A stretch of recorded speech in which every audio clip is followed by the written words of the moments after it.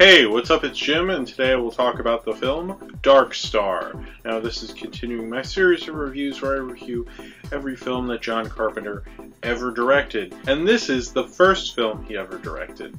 I think stylistically, Assault on Precinct 13 is really his first film. Although you can definitely tell he directed Dark Star. This is a film he worked on in college with his friend Dan O'Brien. They were writing the script for a number of years, and then somehow it got offered up for distribution, and it was only going to be a 45-minute student film, but then they threw him some more money, and he made Dark Star even longer, made it into a feature, and then it got released. A sci-fi comedy. It's about these four guys stuck up in space. Dan O'Brien, who helped write it, was John Carpenter, plays one of them. He plays Sergeant Pinback. There's kind of various acts in the film. It almost feels like separate events.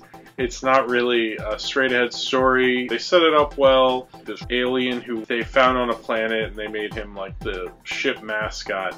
And he's like a beach ball, basically, with like little alien feet. He runs wild, and then the ship malfunctions, and there's all sorts of nonsense. It's a bit of a 2001 parody, although I think that's kind of what most people think of it as. I had seen it years ago, and for some reason I still thought it was a 2001 parody, and it kind of is, definitely, with like this bomb that's self-aware. I think for what they had to work with, and that this was a student film originally, it looks really good. It's very ambitious. I'm not in love with this film. I don't really like it that much. It was a little hard to get through, which even Carpenter himself admits now. So sometimes you watch a student film and like, that wasn't good, but it was at least interesting, and I think that's one of the things with Dark Star. It really didn't get a good reception when it came out because they didn't really market it as a comedy, so the people who went weren't expecting a comedy, and they were disappointed from what, people weren't really into sci-fi comedy then. It was a very weird little niche. But then when video happened, it got released on videotape, and John Carpenter was a lot bigger in the early 80s than he was in the early 70s, so people were more interested in it, and it kind of became a cult classic. I think I probably rented the original video release, or that's how old the VHS was. I got it from like the mom and pop video store in my neighborhood when I was a kid called Video Center. And really, I think I only got it because at the Video Center, your parents would go and tell them if you could rent our movies, and if you couldn't, they knew that was in their computer, and you're just kind of like, fucked, so that wasn't fun. This was PG, and I might not have even been 13, so maybe I couldn't have rented PG-13. It was like something like that, and that's how I saw it, and I thought it was a little strange. It reminds me a little bit of Attack of the Killer Tomatoes kind of quality, although I think the production design and of this is a little stronger. Dan O'Bannon, who helped Carpenter write this in college, and they wrote this for a couple of years, he was also doing the special effects and played Sergeant Pinback. And he, because of this film, got hired to do special effects on Star Wars, the original Star Wars, because Lucas was very impressed. And he even wrote Alien. Now, the interesting thing is, I've read in many places he changed the script of Dark Star from a comedy to a horror movie. But Carpenter, who helped write this script, the Dark Star script, and directed this film, is not credited for Alien. And, I mean, I'm not saying he came up with Alien or anything like that. I think Dan O'Bannon, it's his thing. However, one does have to wonder if some Carpenter stuff got in there, because it is in the original. He did help write the original script. So what ideas made it to Alien that were Carpenter's? I mean, he wasn't credited. I can't find anything about Bad Blood or anything between them because of it. So I assume maybe he didn't do enough to be really credited in Alien. But I think, there's probably a few ideas or lines or something in Alien that came from Carpenter, plausibly. I don't think that's reaching, really. I think I can assume that. There's just got to be a little bit, I'd imagine.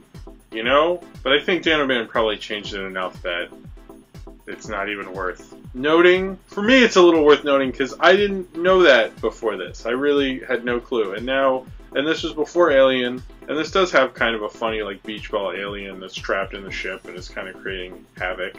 And there is kind of this elevator shaft sequence. The idea is similar to the ventilator shaft sequence. I believe it's a ventilator shaft in the original Alien. So, the ideas are there, but it's kind of just interesting that this was kind of a springboard for both Carpenter and O'Bannon, that they both went on to have better careers because of this. And I think because they could show people, hey, we made this on nothing, which is impressive, you know, regardless of the finished project. It's very impressive that they had this film from nothing and made a space station. And Carpenter had a pretty successful run as a film student at USC. He also worked on a short film called The Resurrection of Bronco Billy, which he helped do the music for. He also helped do the music for this film.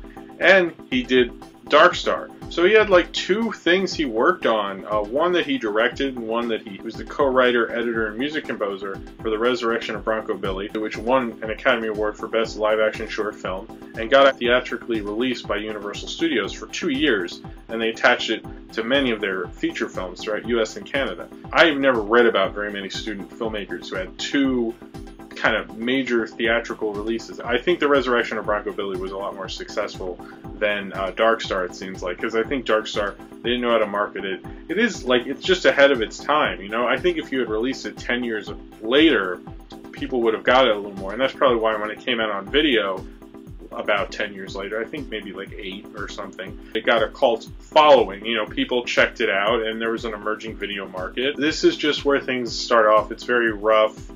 It's, you know, made by student filmmakers. If you like Carpenter, it's fun to see where he started from, but I had a hard time getting into it, really. I mean, it has some funny, silly stuff in it, and I do like the score. So if you have seen Dark Star and you would like to talk about it, then comment below in the comments, and subscribe if you would like to. And follow Earl Barrett Holloway's Tumblr. He does the picture at the beginning and the end of this video. Come back for another Carpenter review, or maybe a new movie. Sometimes I do those too.